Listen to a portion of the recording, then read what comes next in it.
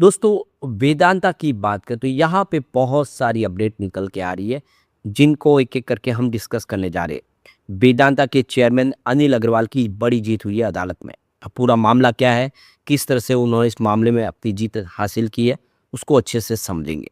इसके अलावा वेदांता के जो ऐसे एम्प्लॉयज़ जिनको अभी भी देखे तो जो अपेक्षा थी वो पूरी नहीं हुई है, उसको लेकर कुछ बड़ी अपडेट है। आपको पता होगा कि वेदांता का कारोबार बहुत ज़्यादा फैला हुआ है और उसी के मद्देनज़र इस बार कंपनी ने अपने बिज़नेस को 5 हिस्सों में बाँट दिया है। अब आगे कुछ और आगे रणनीति बनती हुई दिखाई देगी नहीं। इसके अलावा जो ज़मीन अधिग्रहण किया गया था उसको लेकर भी कुछ अपडेट है। वेदांता अपने बिज़नेस को तेज़ी से बढ़ा तो रहे हैं, लेकिन साथ में कुछ प्रॉब्लम भी खड़ी हो रही है। क्या है वो प्रॉब्लम, उसको भी जानेंगे और कौन से वो शेयर है जो आने वाले समय में बेहतर करेंगे। आज इन 5 शेयरों में क्या स्थिति थी वो भी जानेंगे इस वीडियो के माध्यम से। लेकिन फ्रेंड्स उससे पहले अगर आप पहली बार हमारे चैनल पे आए तो चैनल को सब्सक्राइब कर दीजिए, एक बेल आइकॉन दबा दीजिए ताकि जब भी नया वीडियो बने पहला नोटिफिकेशन आपको मिले। वीडियो पसंद आए तो लाइक से ज़रूर कीजिए। चलो फ्रेंड्स वीडियो स्टार्ट करते हैं। मैं हूँ आपका दोस्त एस बी दवे और हमारे अपने चैनल ऑनलाइन कमाई में आपका बहुत बहुत स्वागत है। सबसे पहले वेदांता लिमिटेड के कारोबार की बात करें तो 271 पर क्लोजिंग थी, जहाँ पे 0.35% की गिरावट देखने को मिली। तो देखिए शुरुआत तो पॉजिटिव थी 273 पर, कल 272 पर क्लोजिंग थी। इंट्राडे में 274 का हाई भी बना, लेकिन तेजी रह नहीं पाई और स्टॉक 270 पर आ गया। फिलहाल स्टॉक आप देखें तो नीचे आ गया अपने ऊपरी प्राइस से 360 का हाई बना के 270 के आसपास है। इसका मतलब यह है कि इस समय अपनी ऊपरी प्राइस से जो इसने फ्रेश हाई बनाई थी डिमर्जर के बाद, उससे 90 रुपये नीचे है, डिस्काउंट पे है स्टॉक। लेकिन अभी भी 150 रुपये से काफ़ी ऊपर है जो इसका लो बना हुआ है। वेदांता एल्यूमिनियम एंड मेटल की बात करें 443 पर क्लोजिंग थी, जहाँ पे 1.72% की गिरावट देखने को मिली।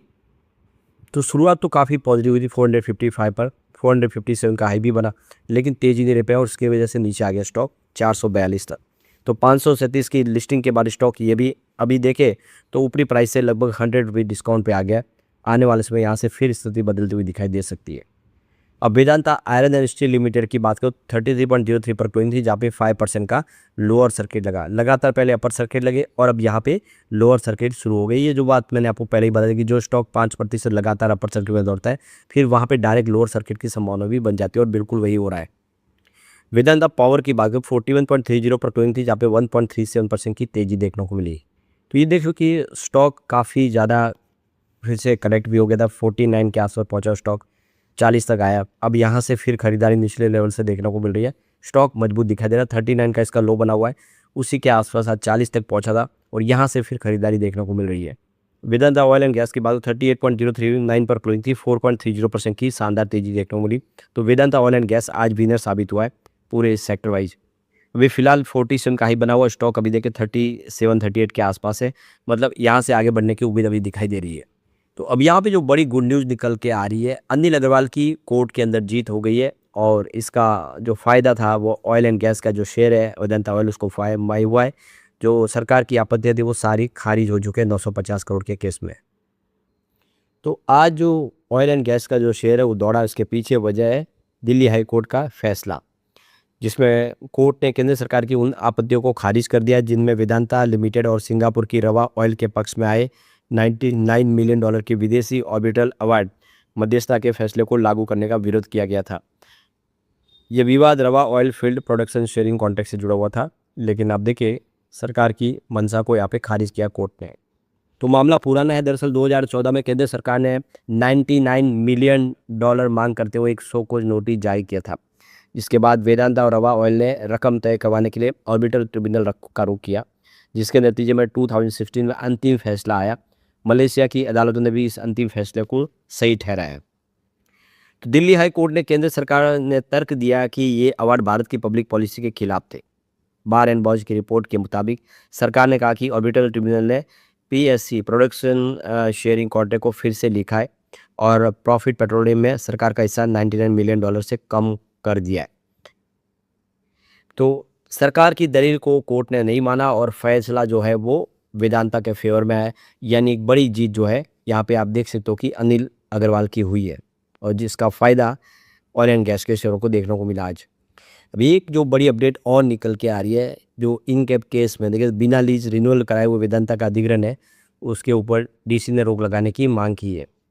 तो ये देखिए नेशनल कंपनी लॉ ट्रिब्यूनल की कोलकाता बेंच ने 3 दिसंबर 2025 को इनकैम इंडस्ट्रीज यानी केबल कंपनी के अधिग्रहण को लेकर दिए आदेश का जो है मामला अब गर्मा गया है। इस आदेश को अब national company law appellate tribunal यानी एनसीएलटी में चुनौती दी गई है। अदालत में जिरह के दौरान कर्मचारियों का पक्ष रख रहे अधिवक्ता अखिलेश श्रीवास्तव ने दलील दी कि एनसीएलटी का यह आदेश आधा और अधूरा है।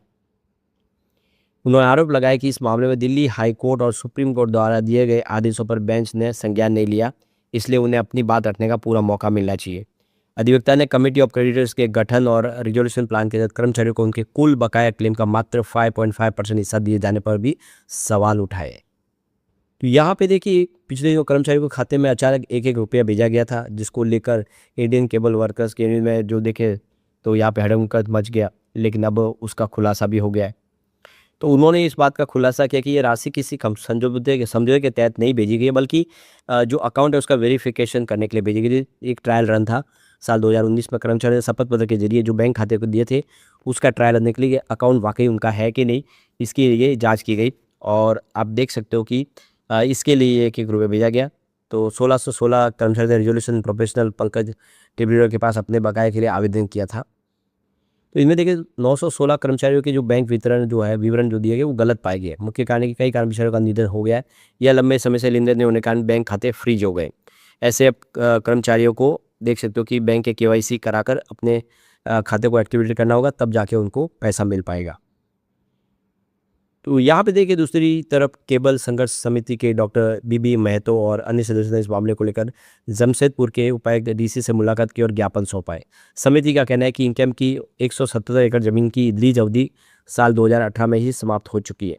आरपी पंकज टिब्रेवाल ने बिना लीज नवीनीकरण कराए ही वेदांता पक्ष में अधिग्रहण कराया, जो पूरी तरह प्रक्रिया को विवादित बनाता है। यानी जमीन लीज खत्म हो चुकी है, उसके बाद में कैसे अधिग्रहण किया गया। तो समिति ने यह भी तर्क दिया कि सरकार के बिना किसी आधिकारिक बंदी आदेश के इनकैम को बंद किया गया, जो इंडस्ट्रियल डिस्प्यूट आईडी एक्ट का बिल्कुल गैर कानूनी है। इसलिए अब तक अपीलेट ट्रिब्यूनल से अंतिम फैसला नहीं आ जाता, तब तक इस अधिग्रहण की प्रक्रिया पर रोक लगाई जाए। ये मामला एनसीएलटी में गया है।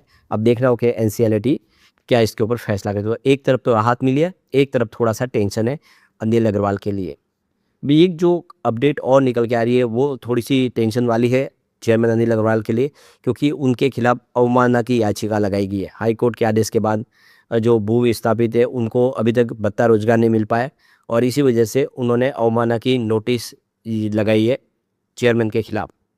तो ये देखिए छत्तीसगढ़ के शक्ति जिले में जो वेदांता पावर प्लांट से जुड़ा जो जो वहाँ पे जो भू विस्थापित थे जिनकी जमीन अधिग्रहण की गई थी, उनको अब भत्ता भुगतान नहीं हो पाया है, उनको नौकरी नहीं मिल पाएगी। इसलिए ये पूरा जो भू विस्थापित परिवार है वेदांता ग्रुप के चेयरमैन अनिल अग्रवाल के खिलाफ वो हाईकोर्ट में पहुंच गए। उन्होंने अवमानना की याचिका दायर की है। याचिका में राजस्व आपदा प्रबंधन विभाग की सचिव सम्मी आबदी, कलेक्टर अमृत विकास टोपनो और डबरा एसडीएम विनय कश्यप को भी पक्षकार बनाया गया। आरोप है कि हाईकोर्ट के आदेश के बावजूद भी जो भू विस्थापित है उनको नियमानुसार जो फायदा नहीं दिया गया। अब देखना होगा कि क्या इसका नतीजा होता है।